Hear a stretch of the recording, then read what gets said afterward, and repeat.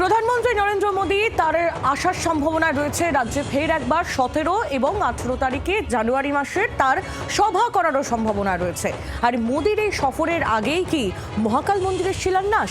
কারণ যে খবর পাওয়া যাচ্ছে 16 জানুয়ারি শিলিগুড়িতে মহাকাল মন্দিরের শিলান্যাসের সম্ভাবনা রয়েছে।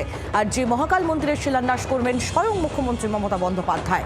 19 দিনের ব্যবধানে রাজ্যে আরেকটি মন্দিরের শিলান্যাস। কারণ আপনারা জানেন গত 29-এ নিউ টাউনে দুর্গাঙ্গনের শিলান্যাস করেন মুখ্যমন্ত্রী মমতা বন্দ্যোপাধ্যায়।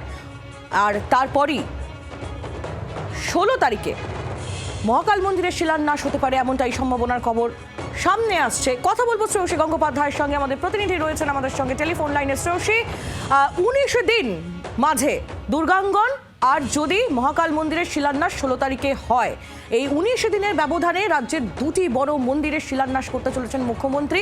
আর এবং অত্যন্ত তাৎপর্যপূর্ণভাবে প্রধানমন্ত্রীর সফর রয়েছে 17 এবং 18 জানুয়ারি। জানিয়ে রাখি, ইতিমধ্যে আমরা জানি যে দুর্গাঙ্গন যেদিনকে শিলান্যাস হচ্ছিল সেই দিনই কিন্তু মুখ্যমন্ত্রী তিনি বলেছিলেন যে এক্ষেত্রে জানুয়ারি মাসের যে দ্বিতীয় সপ্তাহ, সেই দ্বিতীয় সপ্তাহে একটা ভালো দিন দেখে সেক্ষেত্রে মহাকাল মন্দিরের শিলান্যাস করবেন তিনি। এখনো পর্যন্ত যেটা প্রাথমিকভাবে স্থির হয়েছে যে আগামী এক্ষেত্রে 16 তারিখে সেক্ষেত্রে নর্থ বেঙ্গলে এই মহাকাল মন্দিরের যে শিলান্যাস, সেই শিলান্যাস করা হবে এবং হিডকো তত্ত্বাবধানেই কিন্তু কার্যত এই মন্দির তৈরি হবে। ফলে কার্যত ধরা যেতে পারে যে আমরা দেখেছি যে 29 তারিখে দুর্গাঙ্গনের শিলান্যাস হচ্ছে এবং এক্ষেত্রে 16 তারিখে কিন্তু সেক্ষেত্রে মহাকাল মন্দিরের শিলান্যাস হচ্ছে। ফলে অত্যন্ত এক মাসেরও অল্প সময় রাজ্যে দুটো বড় মন্দির, যে মন্দিরে একটা দক্ষিণে অর্থাৎ সেক্ষেত্রে নিউ টাউনে দুর্গাঙ্গন এবং উত্তরে সেক্ষেত্রে রয়েছে মহাকাল মন্দির হচ্ছে, সেই মন্দিরের শিলান্যাস হতে চলেছে।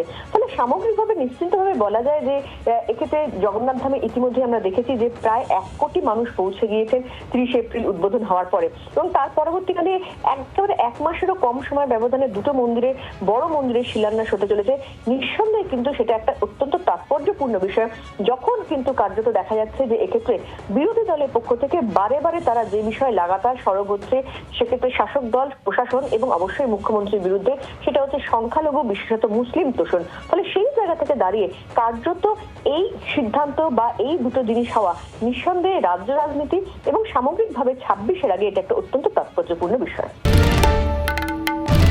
বাংলার আওয়াজ, বাঙালির আবেগ, জি 24 ঘন্টা।